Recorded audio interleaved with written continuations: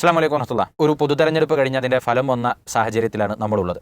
നാടെങ്ങും ആഘോഷവേളകളും ആഘോഷത്തിൻ്റെ പ്രഭയുമൊക്കെ നമ്മൾ കാണുന്നുണ്ട്. നമ്മുടെ ഒരു സന്തോഷ പ്രകടനത്തിൻ്റെ ഭാഗമായി ഏതെങ്കിലും ഒരു മനുഷ്യന് പ്രയാസം വരുന്നില്ല എന്ന് ഉറപ്പുവരുത്താൻ അതിൻ്റെ ഭാഗമായി നിൽക്കുന്നവരൊക്കെ പരിശ്രമിക്കണം. കഴിഞ്ഞ തെരഞ്ഞെടുപ്പിൻ്റെ വേളയിലാണ് നമുക്ക് ഈ ആഘോഷങ്ങളിൽ പങ്കെടുത്തുകൊണ്ടിരുന്ന ചടുലതയുള്ള ഒരു രാഷ്ട്രീയ പ്രവർത്തകനായ യുവാവിനെ നമുക്ക് നഷ്ടപ്പെട്ടത്. വാഹനത്തിൽ സൂക്ഷിച്ച പടക്കം പൊട്ടിയാണ് അദ്ദേഹം മരണപ്പെട്ടത്. ആ നിലക്ക് ഏതെങ്കിലും ഒരു സങ്കട വാർത്ത കേൾക്കേണ്ടി വരാത്ത വിധത്തിൽ നമ്മുടെ ആഘോഷങ്ങളെ നിയന്ത്രിക്കാൻ സ്വമേധയാ തന്നെ തയ്യാറാകണം. നേതൃത്വം അതിന് കാതോർക്കണമെന്ന് ഓർമ്മിപ്പിക്കുകയാണ്. അതോടൊപ്പം വിജയിച്ചവരോട് ഓർമ്മപ്പെടുത്താനുള്ളത്, വലിയ ജനഹിതവുമായി സർക്കാരിനെ രൂപീകരിക്കുമ്പോൾ കഴിഞ്ഞ സർക്കാരിന് വന്നുപോയ പിഴവുകൾ വരാതിരിക്കാൻ നമ്മുടെ രാജ്യത്തിൻ്റെ, നമ്മുടെ സംസ്ഥാനത്തിൻ്റെ മതനിരപേക്ഷതയെ ഉയർത്തിപ്പിടിച്ചുകൊണ്ട് മുന്നോട്ട് പോകാൻ നിങ്ങൾക്ക് സാധിക്കട്ടെ. തോറ്റുപോയവരോടും ഓർമ്മിപ്പിക്കാനുള്ളത്, ഇത് അവസാനമല്ല.